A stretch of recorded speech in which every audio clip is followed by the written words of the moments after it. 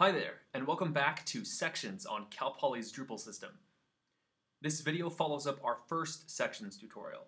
Now, I'll be reiterating some of the points from the previous video, but keep in mind that I'll be assuming you either watched the first tutorial or you're already familiar with sections. The first video is linked in the description in case you need it. As a quick review, sections are basically boxes that you can put content or other sections into. You can then assign any author or contributor on your site to a section to grant them access to that box and everything that's inside of it. In the previous video, we went over that definition in more detail and then built the club section over here on the right of our diagram.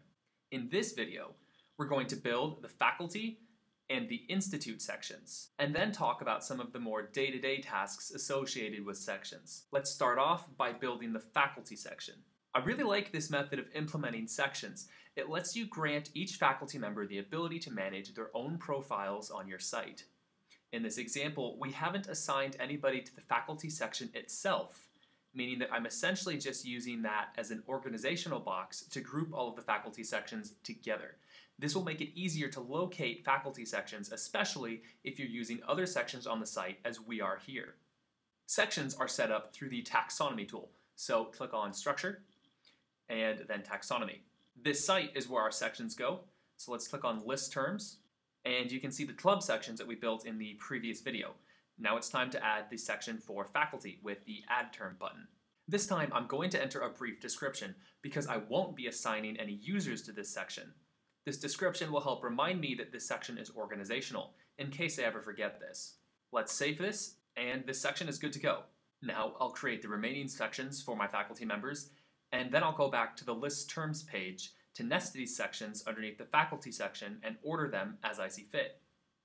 Thankfully, I only have a few because my imaginary department is pretty small, but this might take you a little while if you have a larger department with a lot of faculty members. Next, I need to assign my faculty members to their sections. In the previous video, we clicked on Configuration and then Workbench Access down here on the lower right, and manage the assigned users by clicking on the number of editors to the right of the section we wanted to manage. But today I'm going to show you an alternative method. If you click on People instead of Configuration, you can then click Edit next to the name of the user that you want to assign to a section. Click on the Sections tab of their user page, and then expand this site to see all of the sections inside of it. I want Joe to be assigned to Joe's profile. Then click Save, and there we go. Joe's all set up. I'll do this for the remaining users real quick. And our faculty section is now set up. Let's build the institute section next. Back to Structure, Taxonomy, List Terms, and Add Term. I'll add all of the sections that we see in the diagram here, and then we'll organize them from the List Terms page. You can see on our diagram that we have a couple different levels of nesting. We don't just have Research under Institute, we have Special Research under Institute. But this is handled just like regular nesting by dragging the sections. Click Save to commit our changes, and the Institute section is now set up. I'll go to Configuration and then Workbench Access to set up the users for the Institute section, and then we'll be all done. Now that we've finished constructing this environment, let's take a look at it from a user's perspective.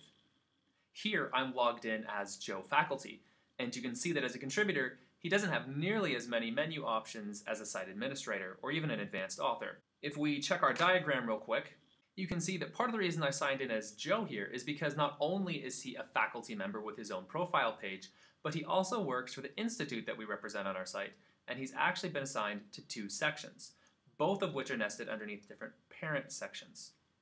He's been assigned to Joe's profile, which is a section underneath faculty, and to facilities, which is a section underneath the institute.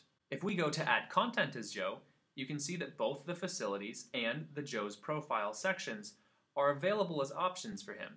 He can put this content that he's adding into either of those sections. In this case, let's select Joe's profile and save this new basic page as Joe's profile page. The reason I'm saving this page is so that you can see Joe's publishing options at the bottom of the page here. He can save this as either a draft or as needs review. As a contributor, Joe can't publish. Marking a page for review means it will show up in a queue where it can be approved by any site administrators or advanced authors.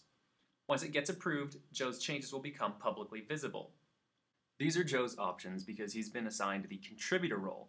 If you want a user to be able to publish content on their own without having to mark it as needs review like this, then make sure that you give them either the author or advanced author role.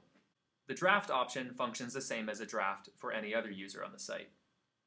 I'm going to save this as needs review, and then I'll log in as a site administrator so that we can take a look at what that queue looks like and how you approve a page that's been marked for review.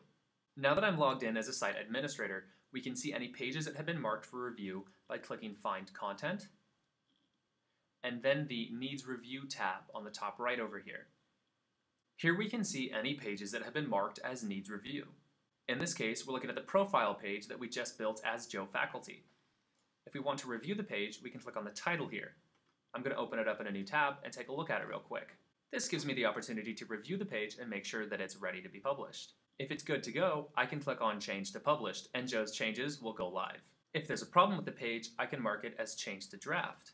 In this case, Joe will have to mark it as Needs Review again once he's updated the page to address whatever problems there were with it. However, I think Joe's page is good to go, so I'm going to click on Change to Published, and we're all set. Joe's page is now live. And that's going to wrap up our sections tutorials. I know this is a complicated concept and we've covered a lot of information in a relatively short amount of time. If you're still having trouble, feel free to contact us at drupalsupport@calpoly.edu and we'll help walk you through how to get these set up on your site. Thanks for watching and stay tuned for more videos.